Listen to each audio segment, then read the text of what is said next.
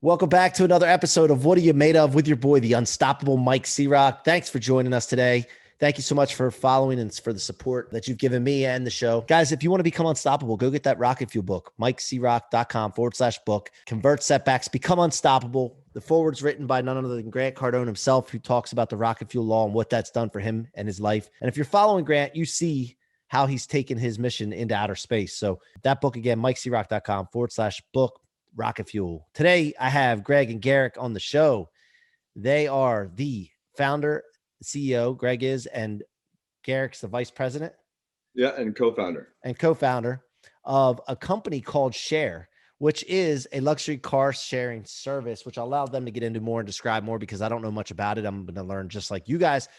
But as we go into this, they're also going to share what they're made of and their stories and ingredients, which have gone into them and this new company. Well, I think it's a new company, right? It is new, yes. Yeah, so we're going to find out this together. So guys, welcome to the show. Thank you. Thank you. Yeah, so we always start the show off with a question, and I want to keep with the tradition. What are you made of? Garrick, want to take that one? Yeah, I'll start it off. What are we made of? The blood type, so. Blood type, yeah. Blood Just type figured out a little run-in with COVID, and apparently doesn't affect me. But what are we made of? I would say just determination, falling forward, obviously failures.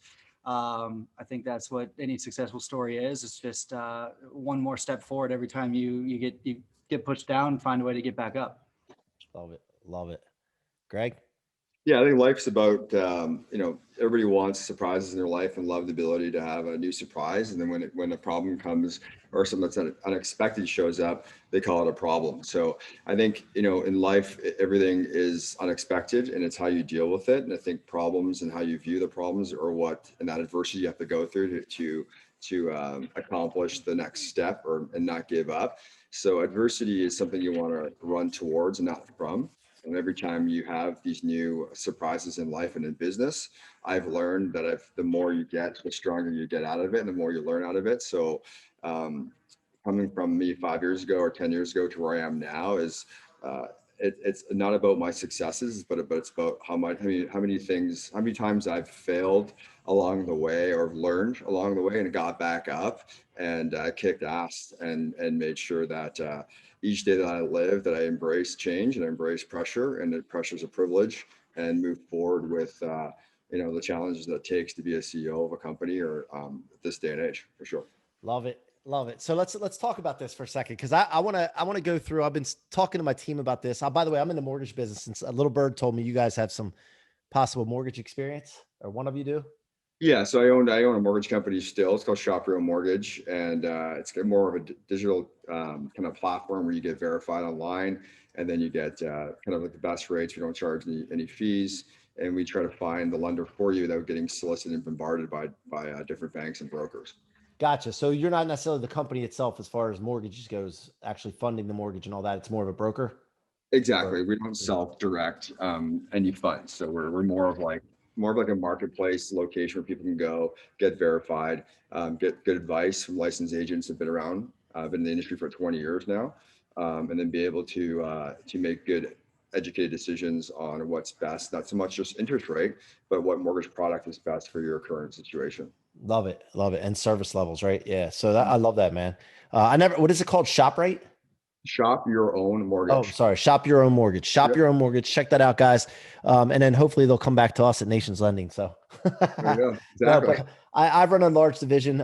It's a seller servicer, a P&L model underneath Nations Lending. So I get to work with three of my best friends and my little brother as our leadership team. And we've developed a team of about 40 people. So we're scaling it out. It's fun, but I don't like to be a prisoner to the market. And right now, the rates where they were, everybody's doing refis, of course, and it's hard not to do refis because it's like, it's like the lowest hanging fruit right now, right? Yeah, and exactly. But it drives me batty because I know the purchase business is where the survival is, and it is. But I think it's good that you've adapted to the surrounding of COVID and what was issued to us. Like all of us had a plan for 2020, and we all had to adapt and pivot because of it. And being able to have that privilege to still do just refinances, it's good, even though it's not what you intended to do, but you survived through that storm, and now you're able to grow substantially into 21, right? Yeah. So that's what I want to talk about then. So problems. All right. So there's different levels of being. We're all human beings, right? And there's different levels of beings, like the humans that are in insane asylums that basically just can't react to anything, can't do anything. They're the ones that take problems sometimes and they don't do anything. Then there's 5 levels. The next level, and I want to get your guys' take on this. The next level is complainers, which we all know we don't tolerate that. Any successful person doesn't, deal with complainers. The next ones are the ones that ask for help. And there's a level A and B there. There's people that ask for help before they even try. And then there's people that try and then they ask for help. And as you go up, the next one is solving the problem, right? That's where most people sit that are successful. They solve the problem. But the real good guys, and what made me think about this is when you said something about unexpected things that happen. The real higher being people, the real super successful are the ones that don't solve the problem. They go to the source of the problem and knock out the source. So the problem doesn't keep happening. Exactly. So you reminded me of that. And in business and super success, all of us, you guys are the same. I know this. We don't necessarily see a lot of unexpected things come up anymore. We start to anticipate them. Yeah. Exactly. And when you talked about COVID, so when you talked about COVID, we prepared for this. Back in 2008, I looked at the market, I looked at what happened, and I said, wait till this happens again, because I'm going to freaking crush it. And we did. Yeah. So can you speak to that from your experience in business? Yeah, I went through COVID. I went through 2008 as well. And I at that time was the first time I went through a down cycle, because I think when I got into the industry, it was the beginning of a long upswing in real estate. And then when that collapsed, I really realized that, you're making so much money, you're doing so well, you start thinking you're really good at what you do, but you realize it's the environment, it's the season that you're in, it's a peak season, peak state of the industry.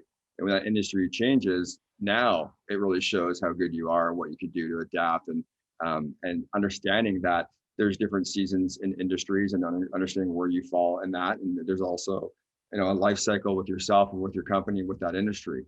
So it's super important to try to anticipate as much as you can. As a CEO and owner, the more and more experience you get, you fall into these situations where, Garrick's pretty new. He's 25 years old. I was in a hockey dressing room playing hockey every day, and had nothing like he has for skills and mindset and where he's at mentally and strength. But now being 45, looking at my life and seeing, my greatest gifts and accomplishments aren't financial dollars. It's like what I've gone through, how I dealt with it. And in the future, that builds that anticipation of what can happen next. So when you do build business, you build it now pandemic proof. Is it pandemic proof? Is it able to sustain if this market shuts down? If Google we can't advertise in Google anymore. What are we going to do with our business and our model? Like Facebook, do you still use Facebook that we did 10 years ago for advertising? Absolutely not. It's shifted completely. So you want to be able to adapt and anticipate. So the more and more experience you get, you're able to anticipate what's going to happen before it does happen. And if it doesn't happen, at least it's fruits of the labor. It's extra on top of extra, right? Yeah. Yeah. And Garrick, do you know how fortunate you are to be around someone like Greg at your young age? Because let me tell you something. When I was in my 20s, man, I went through a 5-year stretch from 18 to about 25. I had one mentor, but really didn't have a mentor that, man. And I felt like I just fell so far behind those that did. But do you realize that positioning that you have? Yeah. I mean, I met Greg just over 4 years ago now, and started actually in the mortgage industry with him in that previous company. And the amount of licensing experience, we've gone through all kinds of stuff from lawsuits and from all sorts of things that you would just never get the experience to see, on top of being able to go through exactly that mentorship. So I mean, from Grant Cardone, from Tony Robbins, from all the events that we've gone to, that he's sent me to, and then the opportunities to actually fail on his dime and learn, to figure out exactly and see it for yourself. It's one thing to talk about it or experience it, or go to a 10x boot camp and say, okay, this is how it should be. It's another for someone to give you a team and let you fail and figure out your management style and how to interpret people, their feelings, and motivate them, and to get all that figured out at such a young age. Not that I haven't figured out by any means, but I definitely feel, just looking back a year at my age 1 year ago, the amount of progress is incredible. So I feel very fortunate to be able to make those leaps and bounds consistently in such what I feel is a short period of time compared to kind of the stories I hear. Man, I love it. I love it. I love seeing it, man. So how did you guys meet? Was it the mortgage business? It was actually a previous company. It was called My Mortgage Auction. So yeah, it was for an ad sales position. So I actually got hired into that company, which was a sales position, ad sales, and went from there. And then we actually became friends first, I think, before we actually did any partnership. And then came over to the mortgage company and just kind of continued on that path. So ironically, outside of business, we're best friends. I think we pretty much talked all day about everything from the market to workout and fat jokes and what my meals are at lunch and the whole nine. So yeah, we met through business, became friends, and then remained friends through business. And so, and for the record, too, sorry to interrupt you, but I've learned a lot from Garrick as well, and it's not just been a one-way street. So he's kept me young for sure, being 25, and with technology and understanding what people his age need and want, and also just when it comes to everything, when it comes to going to know what restaurant you want to go to for dinner. This guy knows every restaurant, every menu. Back. But no, I've learned a lot from him as well for sure, and. Yeah, we're the mortgage side of it where we started, we're disruptors. We want to be able to understand what's going to kick out what and be ahead of that curve. So My Mortgage Auction exists still in Canada, and it was more of like how to disrupt the financial industry and be able to create like a platform where someone gets a verified application, and then you have all the banks and brokers auctioning or bidding on that application, but all the regulatory companies and states, they're just so archaic, as I'm sure, and they were all over us, threatening lawsuits and so on, and all we're trying to do is actually be more transparent with the user and give them more opportunity to choose themselves and not get bombarded and sold into the old bait and switch on a really low rate and flip them into a higher rate because they apparently don't qualify for that particular product, and this guy makes so that person makes X commission on it times 3. So that was the idea, and we're not giving up on it. It just I think with COVID, I think the financial sector, specifically mortgage, is just sped up 5 years. Being able to sign documents with a digital notary in some states, being able to not have to be face to face with your broker. I think that's going to help your company and our company too.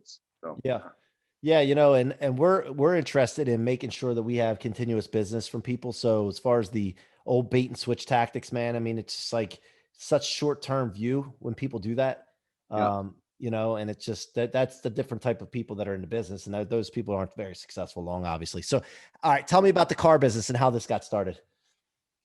You're good. Yeah, sure. So peer-to-peer car sharing. So it got started out of what some would call a setback.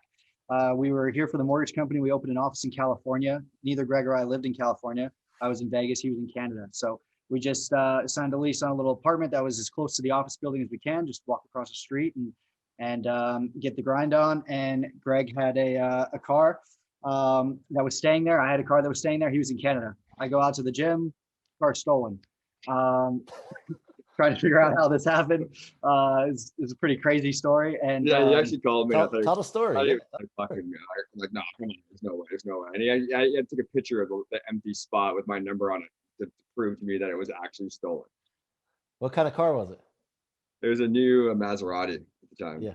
Matte black, red interior, little Batmobile. So gone, car's gone. And it was brand new. I think he had it for 2 months and just said shipped it down and was just planning on getting to use it and everything. So, and then the only thing that we found out from that lesson is there's one thing worse than getting your car stolen. And that's like 2 days before they finally write it off and give you the check, they find it. I'm not laughing at you, but I get it.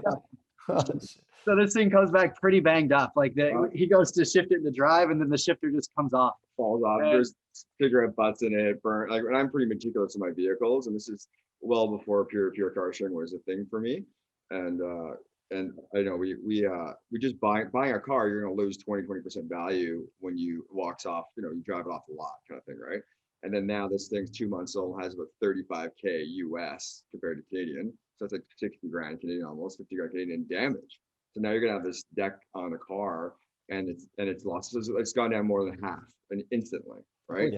This is within a 6-month time frame. So the whole thing started where that's a big setback. But I think what I was gonna say is, what you're gonna say too is that's what the opportunity where like there's a massive problem. I could be negative and tell everybody my story and be a victim for the rest of my life and live that off, or I can like find an opportunity. This is working with Tony Robbins in the past is like, how can I turn this into a positive? Like, what can I do? Thinking outside the box, not using conventional thinking to be able to make this money back that I just lost. And so what we decided to do is get a Ferrari that was out of my price range and it was used. But I thought, okay, well, if I can get a Ferrari, put half down, rent at least, or sorry, finance the rest of it, bring it down here and rent it out. You know, the first month we made $4,500 and there was 9,000 like net.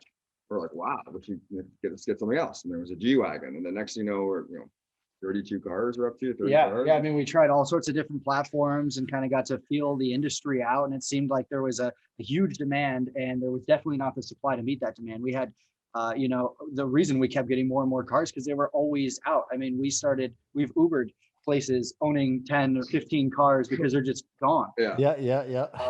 And so the proof of concept for the idea was really there. Being in the industry and working with what was available, we could see massive gaps. And there's a thing that happens in any industry where you're kind of breaking barriers, or it becomes normal to where that everyday person is actually going to adopt to it. And for that to happen, there has to be minimal risk. You'll have your early adopters, you'll have the people that are entrepreneurs and are willing to accept this risk. I'll get some cars and I'll rent them out to some people that I don't know and see if I can earn money. And the same thing happened with, Airbnb and housing. You never thought you're going to have someone sleeping in your room or sleeping in your house while you're not there. But I would say it's pretty mainstream today, and people actually just buy houses to do that with. And that's because that trust has been built in the industry. And so the one thing that was missing from peer-to-peer car sharing was a company that could build that trust with everyone, not the risk takers and the entrepreneurs. And so that's what we set out to do. And it kind of stemmed from more of like a financial literacy tool, because everybody has this liability. Most people, their car sits for 23 hours a day, and the 24, if not 20, maybe 22 or 24 hours. They pay 100% of the payment. Car loses value every day. And we're being from the mortgage business, we see application after application that they want their dream home, and they can't qualify for that dream home because they have this massive car payment. So this is a great way to turn a liability into a revenue stream. And then your barrier to entry, if you're Airbnb and you want to buy Airbnb rentals, well, that's a substantial 20% down to buy a rental property, depending where you are. In most areas is 20% down on an average house in America and Canada. That's like a couple $100,000, or at least 100,000. To save that, it's very difficult. But to get a couple cars and nothing down, your barrier to entry is very minimal. So you can net $4 or $5 grand a month on a car. You're not going to have the appreciating asset of a house, don't get me wrong, but you're going to have a lot higher return on your cash flow instantly that could save money to buy that house in addition, because you can leverage and have a diversified portfolio with real estate and cars. So we're trying to change car ownership for the future for people and how they look at it, more of a subscription-based, self-driving vehicles on a network. And we're going to have future hosts become owners, and they can get a royalty. We get a royalty on all the cars that go out on our network. So it's a pretty big thing for us. We want to get into electric bikes and electric scooters and have everybody, even private jets, so people share their jets or space in their jet. So the share word itself is gonna accommodate more than just the peer-to-peer cars specifically. And where did you get it share with the AIR? Just tell the story behind that. How do you ask? No one really likes that, but I'm not saying I don't like it. I think it's cool. Yeah. Everybody's come to like it, but it was a borderline mutiny against Gregory himself. It actually wasn't my idea. It was Rihanna's. It works for us. She's shareholder of the company too, and she started off as like more of a financial officer in our company, not an official accountant, but more like higher than the bookkeeper, almost controller. She had the idea, and I was like, because it's just spelled differently, and there's no acronym to it, but the word share spelled correctly has been used in so many different ways. So with AdWords, spelling it differently, it just stands out. And it's like when someone see it, when they look at the word, like, what does that mean? It just gets attention. It's a pattern interrupt, right? We don't want to market like everybody else. As you've worked a lot with Cardone, and it's all about pattern interrupts and disrupting the way people look at marketing. You don't want to market like everybody else in the industry. You want to stand out. So that was more of the position for that. Yeah. Well, I started a tech company called Blueprinted, and we spelled it BLOO instead of UE. Nice. And same reason. And the blueprinted.com was taken, the UE. So we did blue printed.com and we got it. So it's the same thing. But it's Yeah. also like people see that shit and they're like, man, what's that mean? And it's a catch. This is the same reason I wrote this sideways. Because when you look at that, you got to say, what does that say? Yeah. You can't just look at it really quick. So I love that idea, man. So how old is the company? I think we incorporated in 2019, but we Okay. didn't really launch. We didn't really launch the app and the product till like about 90 days ago, and a kind of a beta launch. And now we're up and running, and we're in about 20 cities in the U.S. and growing every day. And it's been great. It's live, like what people see. It's very new, but we've been working on it for a couple of years. So it's an actual app that people can go on. Yeah. And then they can put, like, you have your own cars, right? But then anybody that has cars can sign up with you. Anybody, yeah. Yeah, as long as your cars is within 10 years of age, or if it's a significant price point above that, so if it's a collector or whatever, you can go like a little bit older than that. But it's designed and built for people to, when you're not using your car, to be able to make revenue to offset that and pay down your rent, pay down your mortgage, or buy more cars to have the ability to have a little business on the side. Because it's why not buy the nicest car you ever want to drive and have it pay for itself, pay you to drive it? Like it's a cool theory, right? So we really want to come at it as a financial tool for people to understand and think of it differently, your car. And it's going to cost me more money, dude, because I live in Ocean City, Maryland, and I don't think you guys are here. There's enough people here probably. So I'm going to have to move to a more populated city, which is going to cost me money, which maybe I can offset with my car, my Benz. I can when I go to Miami or something. But we're going to be everywhere. The app's available everywhere but the state of New York. We're just marketing slowly in 20 cities and the bigger cities, and we'll be everywhere, within the next 18 months for sure. In Canada, we just got approved, and Europe next. So it's going to grow quite quickly. But yeah, so it's B&B.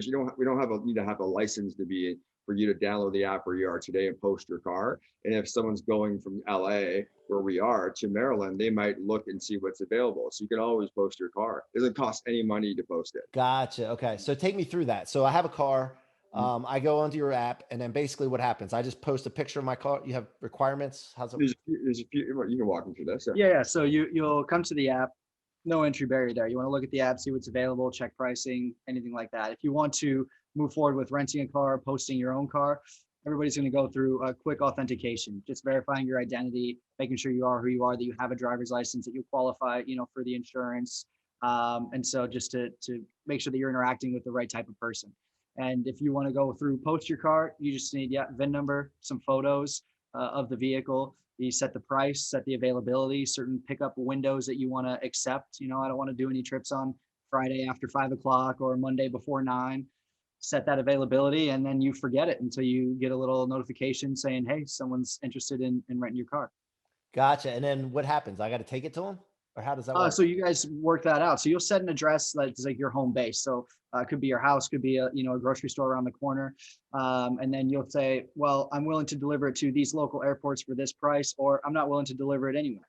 And so when they submit their request, if you say, oh, I'll deliver it to my closest airport for $80, they'll be able to see that and say, well, I'm flying into that airport, and Michael delivered his Mercedes to me, so I'll go ahead and ask him to book it.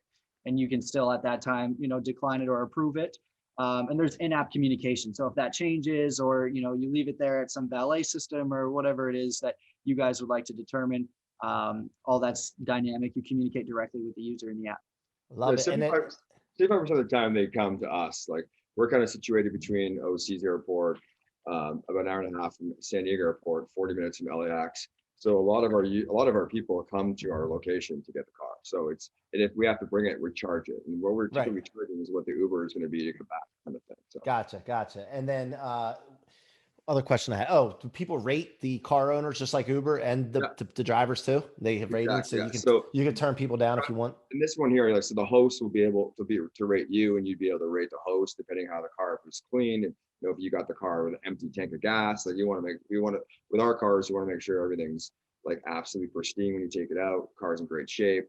It's got a full tank of gas. It's super clean. We want it returned that way. And that's kind of like what we are, who we are today.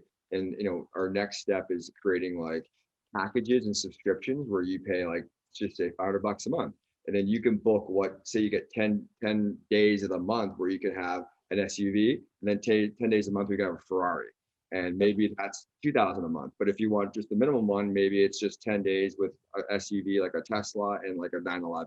And then it's when you only pay, because some people, you're paying 100% of your car payment, but you're not driving it every day either. So you're only driving maybe on the weekends or evenings, or just to go to work and back. And the weekends you're free. So it's something that we can actually have a subscription-based product where people can just book when they need the car, and then be able to just pay less and have variety, have like a different car every other week, SUV, and just have the ability to have that. Like I wish when I was younger, I came up with this idea, because how many cars have I bought that I love and flipped over and sold, and I took losses and I always had to pay car payments. Like now it's like I get to drive amazing cars and I get paid doing so. Yeah, I love it, man. Now, did you guys go through the thing? So I'm in a situation where we're developing tech products. I partnered with a guy that has a tech lab. It's phenomenal. The products that we're developing are just unbelievable. And I can't believe some of these ideas haven't come to play.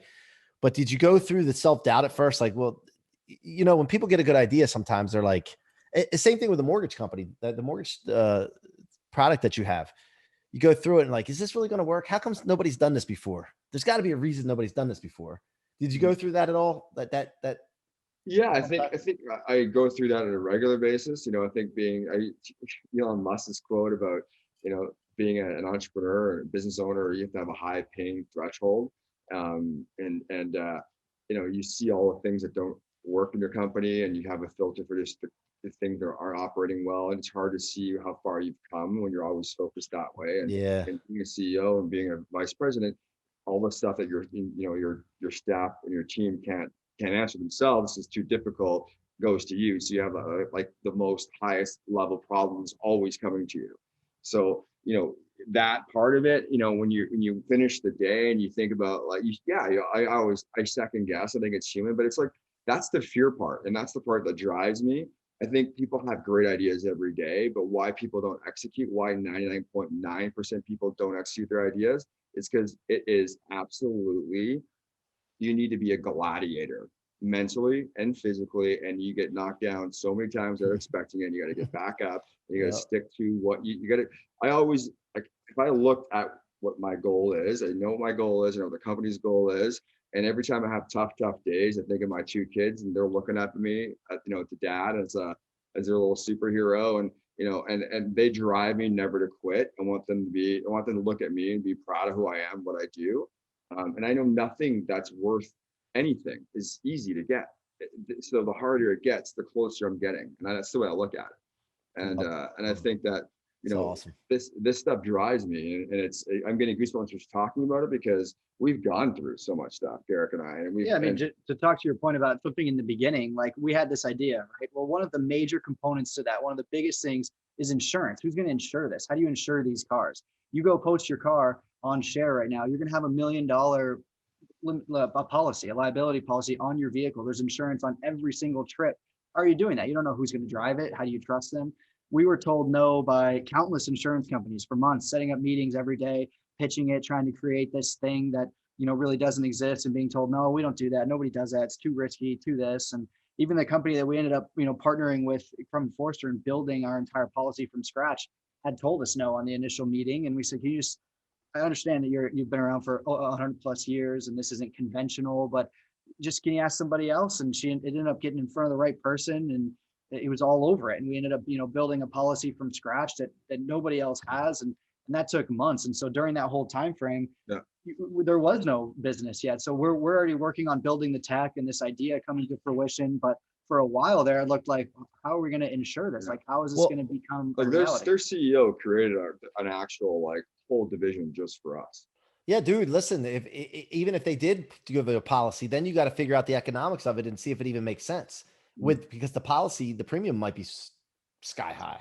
Well, it probably is, but I mean, so high that it wouldn't even make sense. It's pretty reasonable, but yeah, it could have been. And that's for us, it's a massive partnership we need to nourish and cherish with these people, because that company's big, but we also want them to be profitable. So they love working with us. Like we want to make sure that they're excited, because we want to reward them for taking a chance on us. Right. Because we got, turned down so many times. And it's just people just don't understand where the industry is going. It's going in that area, right? Well, but this is something that just come to my mind. If you don't want to speak on it, fair enough. But to me, Grant Cardone, he always says, don't rely on one of anything, right? Mm. So what are you guys doing to hedge against that, only that one more? So yeah, so I call that a single point of failure. You never want a Right. business that has a single point of failure. So we have a plan that we have that is that if we lost Common Forester, we have another company that could take a portion of it, and then we would take on a portion of it ourselves.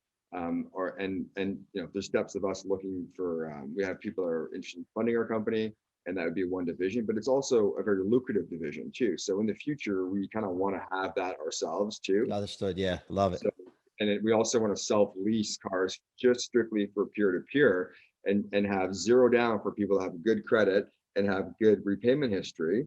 And they just don't have the capital to get a house, the capital to buy multiple cars. So we want to provide them with, you know, our wholesale license that we're about to get, vehicles, and lease them through us, where we deduct the monthly payment directly, and then everything on top of that we split 50-50 or 75-25, and we have like a royalty in all these cars out there. And then these owners can have a multiple on their vehicles, and the next thing you know, they put nothing down, and they're able to have, you know, 5 or 6 of their cars being rented by Uber drivers, or 5 or 6 cars being rented by people going to Disneyland or whatever it is, and they're making 5,000-6,000 after tax or before tax, depending on what state you live in, after expenses. And we're working on a digital AI. It's called damage AI for not having to be there. So you can leave your car somewhere that's like in a spot where someone can open the app and see that it's available there and it's close to their proximity, and they're already verified with us. So they just like